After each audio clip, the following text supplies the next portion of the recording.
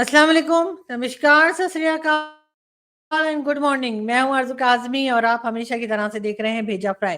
जी हाँ, भेजा फ्राई के नए एपिसोड के साथ हम हाज़िर हैं और हम चलते हैं आज की न्यूज़ की तरफ। और सबसे बा पहले हम बात करेंगे हिंदुस्तान-पाकिस्तान की, और उसका रीज़न ये है कि जी इंडिया ने एससीओ की मीटिंग में आने से इनकार कर दिया है, और उनका कहना ये है कि उनके यहाँ से कोई भी, चाहे पीएम मोदी हों या डॉक्टर जयशंकर, जिनका हमें बड़ा इंतज़ार था, उनमें से कोई भी एससीओ की मीटिंग में शिरकत के लिए हिंदुस्तान से नहीं आएगा। उसके बजाय जी ऑनलाइन जो है वो जॉइन किया जाएगा उस मीटिंग को, और भारत जो है वो भारत के मिनिस्टर्स, कोई भी जो भी उसमें जिनको भी लाया जाएगा भारत की तरफ से, वो जी हाँ अपने यहाँ ही हिंदुस्तान से ही बैठे-बैठे यहाँ पर मीटिंग जॉइन कर लेंगे और पाकिस्तान नहीं आएँगे। ये बताया गया है, और साथ ही साथ जी ये भी बात है कि वैसे तो खैर पाकिस्तान को बहुत इंतज़ार था कि इसी बहाने हो सकता है कि पीएम मोदी जो हैं वो आ जाते और उनसे मुलाकात हो जाती। लेकिन हो सकता है कि मोदी जी ने सुन लिया हो कि जी अली अमीन गंडासपुर की खबर, जी हाँ, जो हमारे चीफ मिनिस्टर ऑफ केपी के हैं, यानी कि खैबर पख्तूनख्वा के चीफ मिनिस्टर साहब, जो कि 2 दिन पहले आप लोग जानते ही हैं कि उनको पता नहीं कौन उठा के ले गया था, पता नहीं कहाँ चले गए थे, और फिर 8-9 घंटे मिली कोई नहीं रहे थे। हम लोग ढूँढ के थक गए, लेकिन वो हमें ना मिले।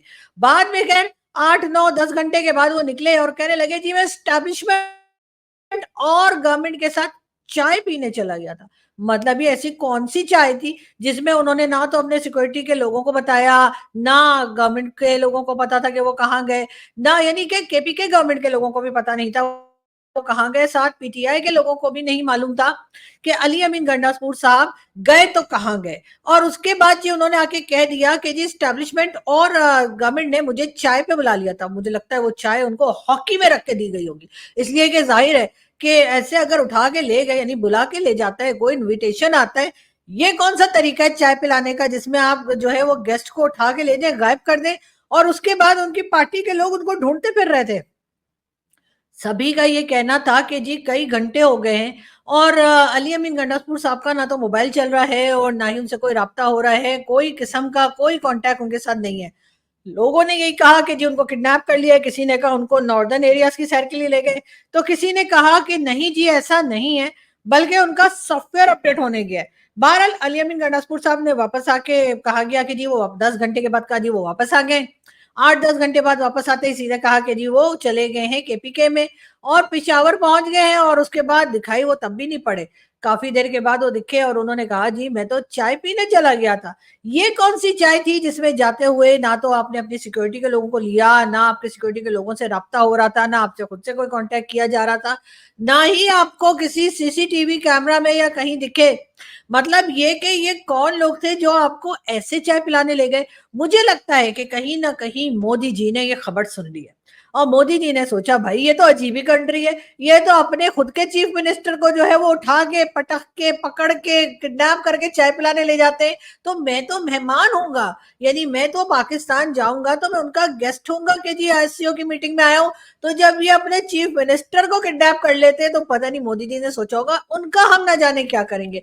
लेकिन मोदी जी इतना भी डरने की बात नहीं है। वैसे भी आपके लिए बार-बार कहा जाता है ना 36 इंच का सीना और ये और वो क्या-क्या आपके लिए बातें राहुल गांधी करते हैं, हम नहीं करते जी, हम तो बड़ा इंतज़ार कर रहे थे आपका। हमें तो बड़ा इंतज़ार था कि मोदी जी कब आएँगे और हम मोदी जी को चाय पिलाएँगे। नहीं, नहीं, नहीं, अपने चीफ मिनिस्टर की तरह उठा के और ले जाके और अगवा करके या किडनैप करके नहीं पिलाते, तमीज़ से ही पिलाते। लेकिन ख़ैर मोदी जी ने ज़ाहिर भरोसा नहीं किया, और उनको यही लगा कि ये तो अपने खुद के, यानी कि अपने खुद जाती अपने खुद के चीफ मिनिस्टर को नहीं छोड़ते, तो भला इंडिया के प्राइम मिनिस्टर को कैसे छोड़ेंगे? हम तो मोदी जी पकड़ के रस्सियों से बांध के आपको समोसा भी खिलाते और उसके साथ चाय भी पिलाते, और अगर हो पाता तो डेफिनेटली हम सिंध से जो है, आप लोगों को मालूम ही है कि कच्चे के डाकू बहुत मशहूर हैं आजकल।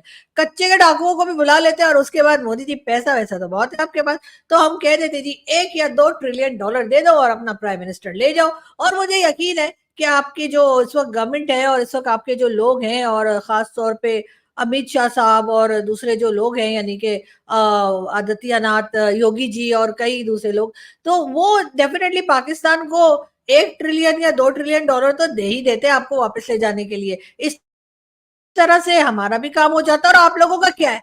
आप लोग फिर कमा लेते। हमें तो बैठे-बैठे खाने की आदत है और थोड़ी बहुत मेहनत करते हैं वैसे जितनी मेहनत हम करते हैं ना, उतनी मेहनत भारत नहीं करता। इसलिए कि माँगने में जितनी मेहनत लगती है, ऐसे क्या कि जी गए और किसी को कहा कि जी हम ये प्रोडक्ट्स बनाते हैं और ये आप हमसे खरीद लीजिए और उसके बाद जो है आप हमें पेमेंट कर दीजिए। वो भी कहते हैं ठीक है आप ये प्रोडक्ट्स हमें भिजवा दीजिए और ये पेमेंट हम दे रहे हैं।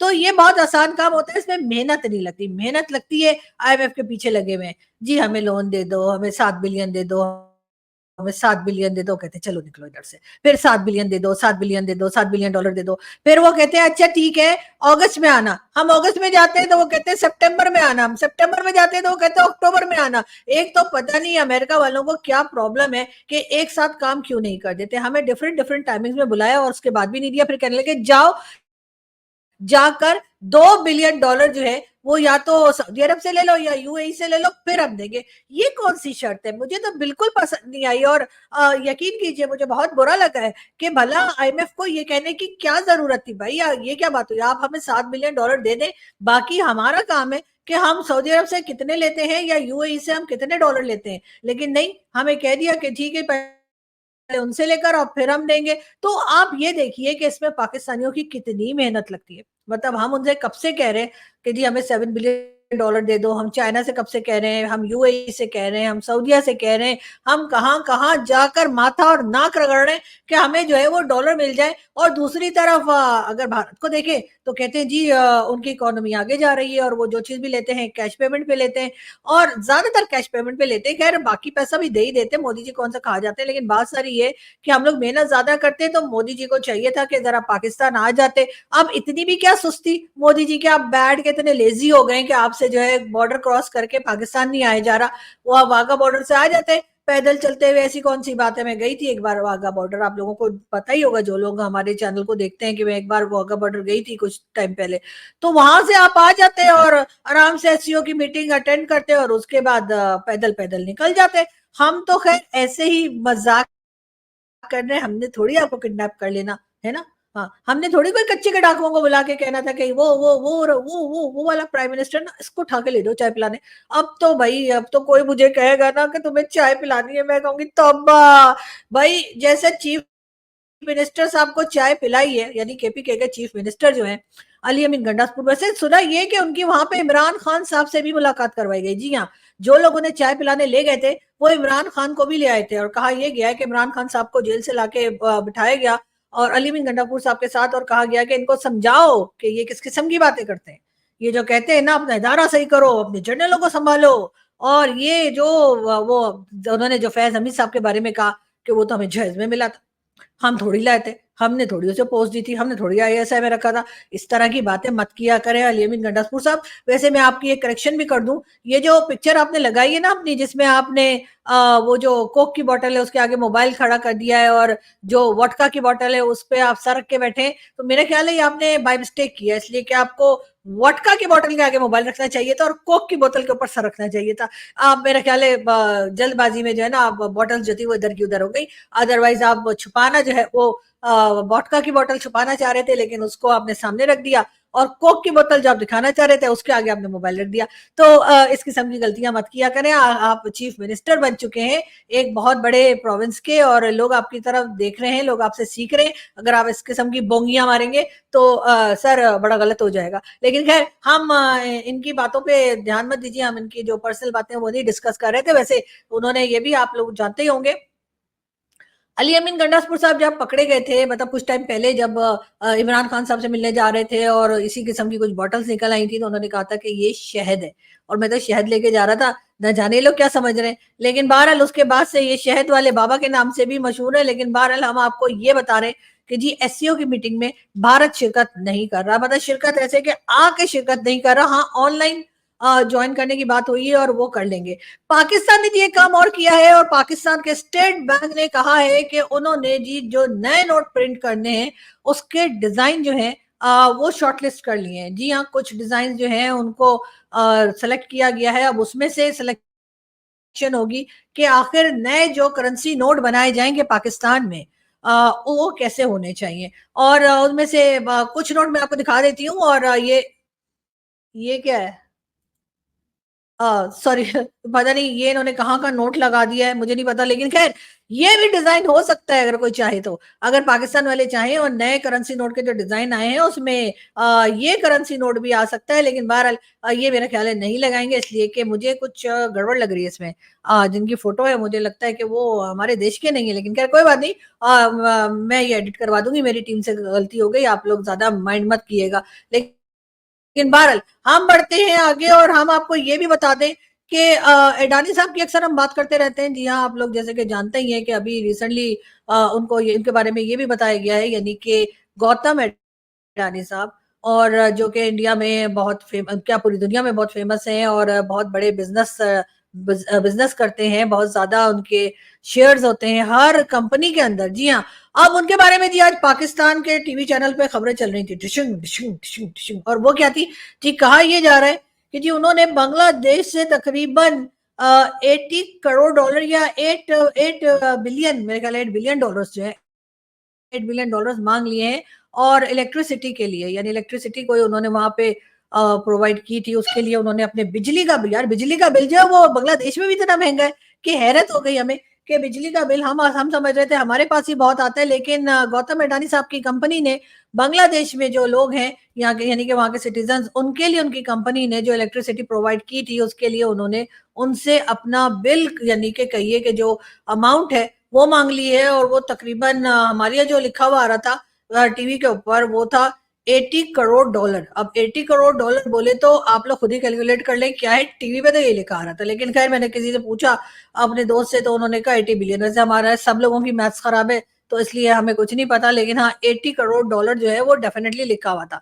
तो अब बांग्लादेश जो है उसको ये पैसा अदा करना होगा अडानी साहब की कंपनी को, और तभी उनका कारोबार और उनका काम जो है वो आगे की तरफ बढ़ सकेगा।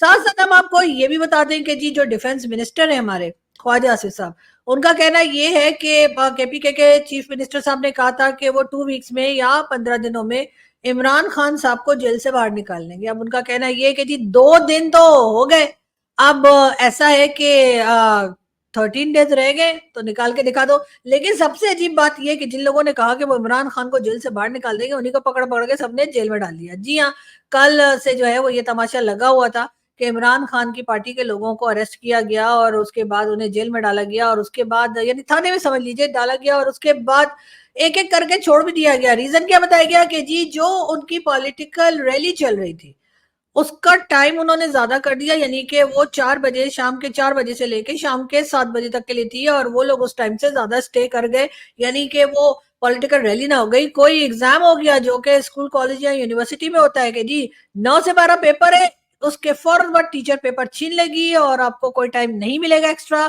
कि आप कुछ लिख पाए। इस तरह की कोई मुझे पॉलिटिकल रैली में भी ऐसी किस्म का कोई तमाशा लग रहा था, क्योंकि इतनी सख्ती कर रखी थी गवर्नमेंट ने कि जो लोग उसमें देर तक रह गए, यानी 7 बजे के बाद भी अगर किसी ने पॉलिटिकल रैली में खिताब किया या बात की है तो उनको जाकर अरेस्ट करने का सिलसिला शुरू किया। मेरे ख्याल है थोड़ा सा अवॉइड करना चाहिए, और इस तरह की चीजों से मुल्क का नाम खराब होता है, मजीद खराब होता है। वैसे तो खराब हुआ ही हुआ है लेकिन और खराब होता है। लेकिन साथ ही साथ अली अमीन गंडासपुर साहब ने बाहर आके, यानी कि चाय पी के जब वो आए हैं, और उसके बाद उन्होंने आज स्टेटमेंट दिया है कि जो कुछ भी उन्होंने पॉलिटिकल रैली में कहा था वो उसके ऊपर कायम है, उस बात से वो जरा सा भी हटने को तैयार नहीं है। ये कहना था जी अली अमीन गंडासपुर साहब का कि उन्होंने जो कुछ भी कहा है वो उसी के ऊपर स्टे करेंगे, उसी के साथ खड़े रहेंगे, और वही बात उन्होंने सही समझ के कही थी। लेकिन मोदी जी, आपको आना चाहिए था एससीओ की मीटिंग में, आपने ना आकर बहुत गलत किया। लेकिन इसके जवाब में मोदी जी ने मुझे रिप्लाई भेजा है। लोग रोना बंद कीजिए, मेरे तक आवाज आ रही है। आप लोग रोना बंद कीजिए, मेरे तक आवाज आ रही है। रोना तो हमने बंद कर दिया है मोदी जी, अब हम दिल दिल में रो रहे हैं, हम सामने सामने नहीं रो रहे। लेकिन कोई बात नहीं, हो सकता है आगे कोई और मौका ऐसा आ जाए जिसमें आप पाकिस्तान आना पसंद करें, और फिर हमें भी जरा मौका मिले और ऐसा हो कि हम लोग बातचीत करें, और हो सकता है कि पाकिस्तान और हिंदुस्तान के टर्म जो है वो कहीं ना कहीं कुछ बेहतरी की तरफ जाए, लेकिन बेहतरी की तरफ जाएंगे तो कैसे जाएंगे, क्योंकि दूसरी तरफ है जैद हामिद साहब, और जैद हामिद साहब बैठ के फिर वही गजवा हिंद चला रहे हैं, और समझ में नहीं आ रहा कि आखिर उनको गजवा हिंद से इतनी मोहब्बत क्यों है। जितने भी पेट्रियाटिक इंडियंस वहां मौजूद हैं, बड़ी सेंसिबल एडवाइस है हमारी उनके लिए कि आप आरएसएस के खिलाफ कू करें, बगावत करें, सख्ती से रोकें इनको, चाहे इसके लिए आपको खाना जंगी क्यों ना करनी पड़े। ये खाना जंगी उस जंग से बेहतर होगी, वो जंग जो पाकिस्तान फिर आपके ऊपर मुसल्लत करेगा गजवा हिंद के। मेरा ख्याल है ये गजवा हिंद से कभी बाहर नहीं आएंगे। सुना तो यही है कि ये रोज गजवा हिंद करने के लिए निकलते हैं, लेकिन इनके घर वाले कहते हैं दही लेके वापस आ जाना जल्दी घर।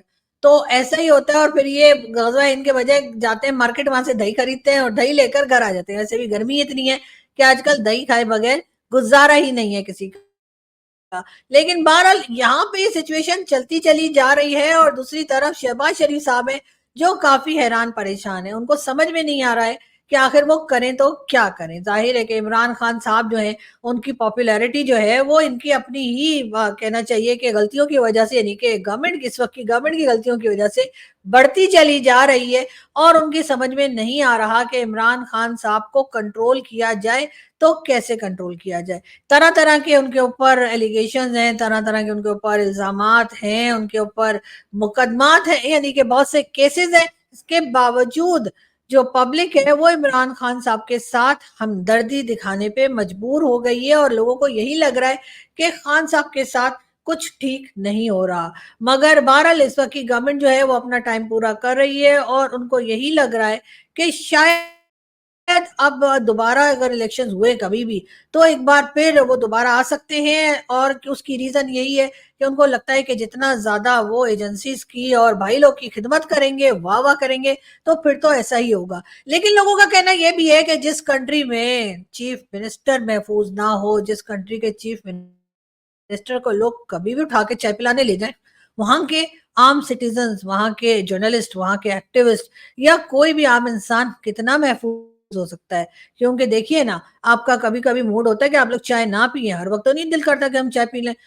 तो फिर ऐसे में अगर कोई उठा के ले जाए और जबरदस्ती आपको चाय पिलाए, तो उसके बाद क्या होता है। ये और बात है कि अली अमीन गंडासपुर साहब इस वक्त भी अपनी स्टेटमेंट के साथ खड़े हैं। वैसे बहुत से लोगों को उनकी स्टेटमेंट ठीक नहीं लगी जो उन्होंने खास तौर पे मीडिया और जर्नलिस्ट को लेकर भी की थी, जिसमें वो काफी नाराज दिखाई दे रहे थे, और उसके ऊपर काफी सारे जो जर्नलिस्ट थे उन्होंने बायकॉट भी किया था और कहा था कि उनको अपने अल्फाज वापस लेने होंगे, उनको सॉरी बोलना होगा, तभी उनकी कोई भी प्रेस ब्रीफिंग या किसी भी किस्म की बात जो इवेंट होगा वो कवर किया जाएगा।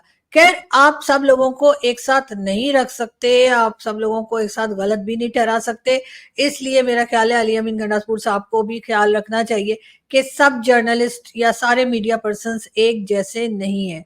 बहुत से लोग बहुत ईमानदारी के साथ काम करते हैं, बहुत बोल्ड होके बात करते हैं, अपनी जान खतरे में डाल के बात करते हैं। ये और बात है कि उसके बाद जो सुनने वाले होते हैं और जो देखने वाले होते हैं, कई बार वो भी जो है उन लोगों के ऊपर ही बात रख देते हैं कि इन्होंने ऐसी बात कर कैसे दी। लेकिन बात सब सारी ये है कि हर जर्नलिस्ट जो है ना तो वो डर रहा होता है पाकिस्तान में, ना घबरा रहा होता है। यकीनन बहुत से जर्नलिस्ट बहुत बहादुरी के साथ काम कर रहे होते हैं, और हर तरह के एलिगेशन भी अपने ऊपर बर्दाश्त कर रहे होते हैं। और उसकी रीजन यही है कि हमारे बहुत से प्यारे दोस्त हैं, हमारे बहुत से प्यारे चाहने वाले, हमारे बहुत से अच्छे ख्याल करने वाली ऑडियंस है, जो कि हमें दुआएं भी देती है और हमें कहीं कहीं एडवाइस भी देती है। तो डेफिनेटली ऐसा है। लेकिन अली अमीन गंडासपुर साहब ने बाकी तो जो कुछ किसी को कहा सो कहा, लेकिन जर्नलिस्ट वगैरह के बारे में जो बातें की वो मेरे ख्याल है उनको नहीं करनी चाहिए थी। साथ साथ उन्होंने पंजाब की जो चीफ मिनिस्टर हैं उनको भी ललकारा है, उनको भी कहा है कि जी हम वहां के भी पॉलिटिकल रैली करेंगे, लेकिन उस वक्त भी उनको थोड़ा सा ख्याल रखना चाहिए था कि वो एक फीमेल के बारे में बात कर रहे हैं। और मेरा ख्याल है कि जिन जिन लोगों के घर में फीमेल्स होती हैं, चाहे वो माँ हो, बेटी हो, या बहू हो, या कोई भी हो, वाइफ हो, उनकी कई रिश्ते होते हैं, दोस्त होते हैं, तो उसमें उनको ख्याल रखना चाहिए कि वो किसी भी फीमेल के बारे में क्या बात कर रहे हैं, लेकिन जिनके घर में नहीं है मेरे ख्याल है ख्याल तो उनको भी रखना चाहिए। मगर बहरहाल अली अमीन गंडासपुर साहब जब भी बाहर निकलते हैं और मीडिया के साथ बात करते हैं या पब्लिक के साथ खिताब करते हैं तो थोड़े वो मेरे ख्याल है ज्यादा इमोशनल हो जाते हैं। लेकिन बहरहाल इस वक्त हम यहाँ से चलते हैं, आपसे मुलाकात होगी नेक्स्ट वीडियो में। देखते हैं कि एससीओ की मीटिंग में जब ऑनलाइन कोई ज्वाइन करेगा और कौन करेगा, मोदी जी करेंगे या डॉक्टर जयशंकर करेंगे या कौन करेंगे। लेकिन बहरहाल इस बात का हमें अफसोस रहेगा कि इंडियन डेलीगेशन जो है वो पाकिस्तान नहीं आ रहा, क्योंकि मुझे बहुत उम्मीद थी कि अगर इंडियन डेलीगेशन पाकिस्तान आया तो मेरे बहुत से प्यारे प्यारे से दोस्त जो हैं हो सकता है कि वो भी पाकिस्तान आ जाते और मेरी उनसे मुलाकात हो जाती इसी जन्म में। लेकिन अब क्योंकि वो नहीं आ रहे हैं तो अब मुझे थोड़ा डाउट है कि हम इस जन्म में मिल पाएंगे या नहीं। लेकिन खैर, आप लोग अपना बहुत सारा ख्याल रखिएगा, हंसते रहिए, मुस्कुराते रहिए, और प्रॉब्लम्स तो आनी जानी है, इसलिए कोई टेंशन लेने की जरूरत नहीं। Thank you.